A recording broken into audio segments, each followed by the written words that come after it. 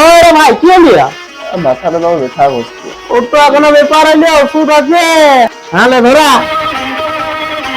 আরে গাছ পা ব্যথা করছে না। আরে কি করছো?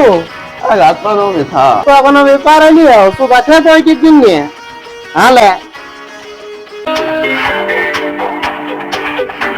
আজ কদিন ধরে পায়খানা হয় না, ব্যথা ব্যথা করছে।